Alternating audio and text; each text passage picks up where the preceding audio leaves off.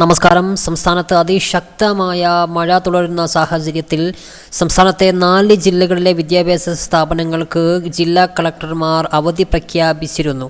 ഇപ്പോൾ ഇതാ വീണ്ടും 2 ജില്ലകളിൽ കൂടി അവധി പ്രഖ്യാപിച്ചിരിക്കുകയാണ് അതാത് ജില്ലാ കളക്ടർമാർ.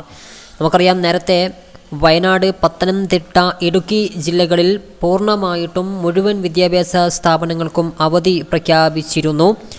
ആലപ്പുഴ ജില്ലയിലെ ചേർത്തല താലൂക്കിലുള്ള അംഗൻവാടികൾക്കും എല്ലാ പ്രൊഫഷണൽ കോളേജുകൾ ഉൾപ്പെടെയുള്ള മുഴുവൻ വിദ്യാഭ്യാസ സ്ഥാപനങ്ങൾക്കും അവധി പ്രഖ്യാപിച്ചു.